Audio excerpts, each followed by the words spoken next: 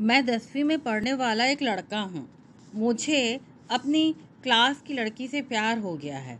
वो भी मुझसे प्यार करती है, लेकिन ये बात वो कभी मानती नहीं। हम साथ में एक ही बस से आते हैं, साथ में लंच करते हैं और क्लास में भी कई बार साथ ही बैठते हैं।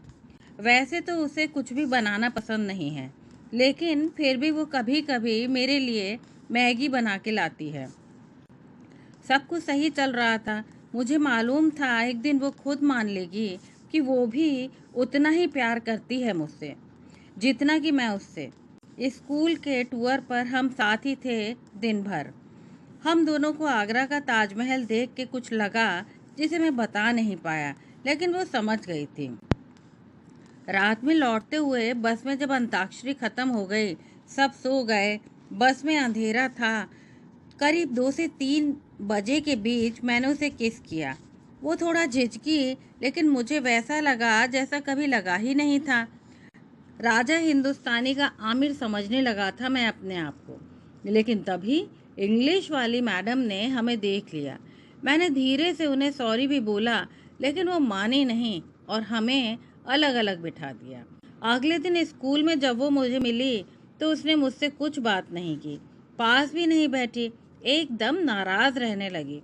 मैं मैडम के पास गया और कम से कम 20 बार सॉरी बोला और ये भी कहा कि अगर आपको शिकायत करनी ही है तो आप मेरी कर दीजिए, नेहा को इन सब में इन्वॉल्व मत कीजिए। मैडम कुछ नहीं बोली और मुझसे कहा, शाम को मेरे घर पर आ जाना, वहाँ बात करेंगे इस बारे में। और ये किसी से कुछ भी बोलने की ज़रूरत नहीं है, वरना सबको बता दूंगी वो रात वाली बात। मुझे कुछ भी समझ नहीं आ रहा था। नेहा ने बात करना बंद कर दिया था और अब मैडम घर पे बुला रही थी। मुझे लग रहा था कहीं वहाँ पर वो मेरे पेरेंट्स को पहले से ही न बुला लें। खैर, मैं चुपचाप खेलने के बहाने से घर से निकल के मैडम के यहाँ पहुँचा। मैडम का घर बहुत ही अच्छा था। सब कुछ बहुत ही सलीके से रखा हुआ था। सामने अलमारी में केवल सीडीज और किताबें रखी हुई थी। मैडम के कुछ फ़ोटो भी लगी हुई थी दीवार पर। सारी फ़ोटो में एक बंदा भी था उन साथ में, उनके पति जैसा लगता था। पूछने पर पता चला कि वो उनके हस्बैंड ही हैं। मैडम ने मुझे कोल्ड ड्रिंक के लिए पूछा। मैंने बार बार कहा, मैडम मुझे माफ़ कर दीजिए, लेकिन मैडम ने कहा वो प्रिंसिपल से शिकायत करके रहेंगी। मैं रोने लगा। फिर मैडम ने कहा, चुप हो जाओ और जाके मुंह धो लो। उन्होंने बाथरूम का रास्ता दिखा दिया। मैं अपना मुंह धोने बाथरूम में पहुंचा तो देखा वहां उसका दरवाज़ा बंद ही नहीं हो रहा था। बहुत बड़ा एक शीशा लगा हुआ था वहाँ। खैर, मैं जैसे ही घुसा, मैडम भी आ गई और तौलिया दिया। कहा, सही से पोंछ लो, और वहीं खड़ी हो गई। मैंने फिर सॉरी बोला उनको तो उन्होंने शीशे की तरफ देखते हुए कहा, वैसा ही करो जैसा नेहा के साथ कर रहे थे। मुझे कुछ समझ नहीं आया और डर भी लगा। मैंने मना कर दिया तो उन्होंने ज़बरदस्ती मेरे होठों पर अपने होठ रख दिए। कुछ देर तक तो मैंने मना किया, लेकिन मुझे वैसा लगा जैसा उस दिन नेहा के साथ भी नहीं लगा था। फिर उन्होंने मेरे सारे कपड़े उतार दिए और एक एक करके अपने भी कपड़े उतरवाए। ब्रा खोलने में मुझे खासी दिक्कत हुई। जैसे जैसे मुझे अच्छा लग रहा था, मैडम बार बार मुझे बोल रही थी कि सबको बता दूंगी, बोलो लव यू। मैं बोला भी लव यू मैडम, तो वो बोली, नाम लो मेरा, बोलो लव यू शीतल, बोलो। पता नहीं सही था या गलत, लेकिन वो सब मुझे बहुत ही अच्छा लग रहा था। सब हम जो अपने मोबाइल के फोल्डर में लॉक करके रखते थे, ऐसा लगा ऐसे ही किसी 10-15 मिनट वाली पिक्चर का हीरो हो गया हूँ। हाँ, सब कुछ वैसा नहीं था जैसे मैंने देखा था, लेकिन फिर भी बहुत अच्छा था। लौटने से पहले उन्होंने फिर से मेरे ओठों को ऐसे छुआ जैसे नेहा ने छुआ हो। मैंने फिर सॉरी बोला तो कहने लगी, मेरी समस्या ये है कि मैं नेहा से प्यार करता हूँ और मैडम मुझे हफ्ते में एक बार अपने घर आने के लिए कहती हैं। कई बार बुला के कुछ नहीं करती, बस लव यू शीतल बोलने को कहती हैं बार बार। ये सब गलत है, लेकिन मुझे गलत नहीं लगा। मैंने ये सब नेहा को नहीं बताया और बता नहीं सकता, और मैं नेहा को खोना भी नहीं चाहता। कृपया मेरी मदद कीजिए। जीपी, गाजियाबाद से। जवाब, ऐसी उम्र में ये होना सामान्य है। अपने मन में बिल्कुल भी ये भावना न लाइए कि आपने कोई गलती की है। आपका मैडम के साथ का अनुभव आगे भी काम आएगा। नेहा को ये सब बता दीजिए और मैडम को अच्छा सपना समझ के भूल जाइए। वाह, मज़ा आ गया। मैं तो पेपर खोलकर सबसे पहले आस्क एक्सपर्ट कॉलम ही पढ़ता हूँ। यार, अपने स्कूल की तनाज़ मैडम भी मुझे ऐसी ही लगती हैं। मैंने ट्यूशन की बात की है मैडम से, तू भी चलेगा तो बोल। क्या पता तनाज़ मैडम का बाथरूम भी बंद ना होता हो। दिल्ली के एक स्कूल में 10वीं का एक लड़का अपने दोस्त को कुछ फुसफुसाते हुए न्यूज़पेपर का कॉलम पढ़ के सुना रहा है। तनाज़ मैडम की शादी 1-2 साल पहले ही हुई थी। अभी उनका कोई बच्चा भी नहीं था।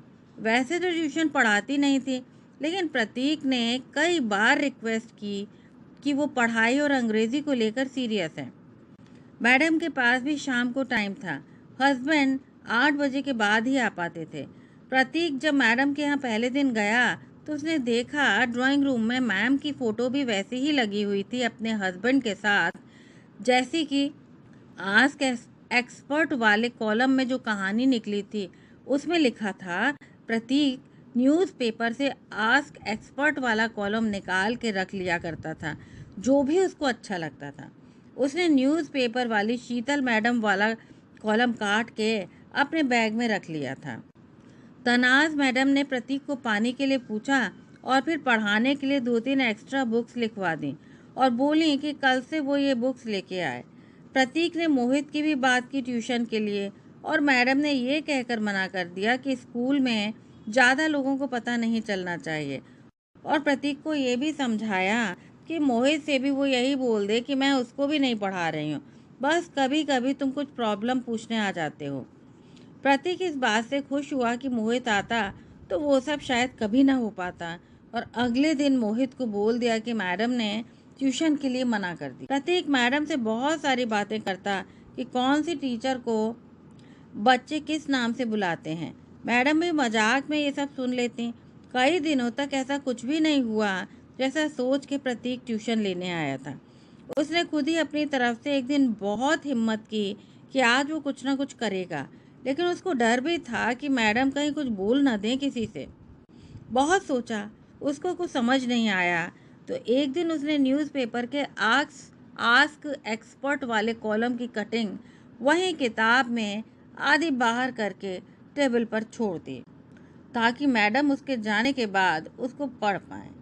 अगले दिन वो इस उम्मीद से पहुंचा कि मैडम ने शायद वो पढ़ लिया होगा, तो आज वो सब कुछ होगा जिसके लिए वो पिछले 2-3 महीने से रोज़ ट्यूशन आ रहा था और अपनी अंग्रेज़ी पर इतनी मेहनत कर रहा था। मैम ने जाते ही वो किताब उसको दे दी और कहा, अपना सामान देख लिया करो जाने से पहले, कल तुम्हारी बुक भी यहीं छूट गई थी। इधर प्रतीक परेशान था कि मैडम पढ़ने में इतनी मेहनत करवा रही हैं और जिस काम से ट्यूशन आता है वो कभी हो ही नहीं पाता और ना ही कुछ बात आगे बढ़ रही है। प्रतीक को कुछ भी समझ नहीं आ रहा था। उसने सोचा, आस्क एक्सपर्ट कॉलम वाली कहानी में वो लड़का इसलिए सब कुछ कर पाया क्योंकि उसकी गर्लफ्रेंड थी, जिसको बचाने के चक्कर में शीतल मैम ने लड़के को वो सब करने दिया होगा। बस इसके बाद प्रतीक जब ट्यूशन गया तो जाते ही बोला, आज मन नहीं है मैडम पढ़ने का। क्यों, क्या हुआ? तनाज़ मैडम ने पूछा। मैडम, मैं बहुत परेशान हूँ। व्हाट हैपेंड, बोलो मुझे। I would love to help. ये सुनकर प्रतीक को लगा कि प्लान सही फिट हो रहा है। एक बार मैडम थोड़ा इमोशनल होकर कहानी सुनेंगी तो बात बन जाएगी। प्रतीक ने बताया कि उसकी एक गर्लफ्रेंड है नेहा नाम की, और उसके फ्रेंड ने उसको नेहा के साथ किस करते देख लिया था। अब वो फ्रेंड नेहा और प्रतीक दोनों को परेशान कर रहा है कि सबको बता देगा, और इस वजह से उसका आजकल पढ़ने में मन नहीं लगता। ये बोलकर प्रतीक रोने लगा। उसको रोता देख मैडम चुप कराने के लिए उठकर उसके पास आ गई। प्रतीक के आंसू पोंछने के लिए उन्होंने अपना हैंकी प्रतीक को दिया। वो बिल्कुल प्रतीक के पास थी। बस प्रतीक ने बैठे बैठे ही उनको जोर से पकड़ लिया और ज़्यादा जोर जोर से रोने का नाटक करने लगा। मैडम को भी बड़ा अजीब सा लगा, लेकिन प्रतीक को इतना रोता देखकर उन्होंने कुछ नहीं कहा। 5 मिनट तक प्रतीक बस रोने का नाटक करता रहा और उसके बाद बोला, बाथरूम किधर है, मुंह धोना है। मैडम ने रास्ता दिखा दिया। प्रतीक अपनी आंखें काफ़ी मसल चुका था और बाथरूम में जाते ही उसने उन पर पानी डाल लिया।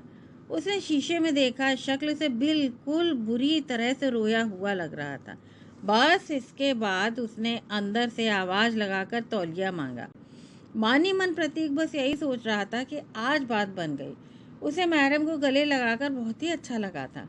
मैडम तुरंत ही एक तौलिया लेकर आ गई। जैसे ही वो प्रतीक फिर रोने का नाटक करने लगा, मैडम को बाथरूम में आना पड़ा।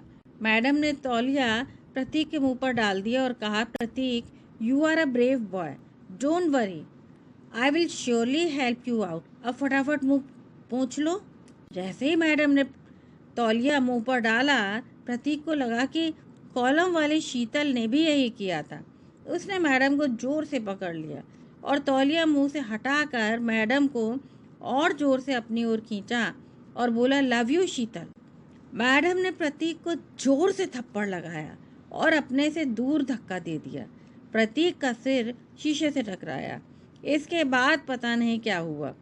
अगले दिन प्रतीक ने आस्क एक्सपर्ट वाला कॉलम मोहित को नहीं सुनाया। मोहित ने कई बार जिद भी की।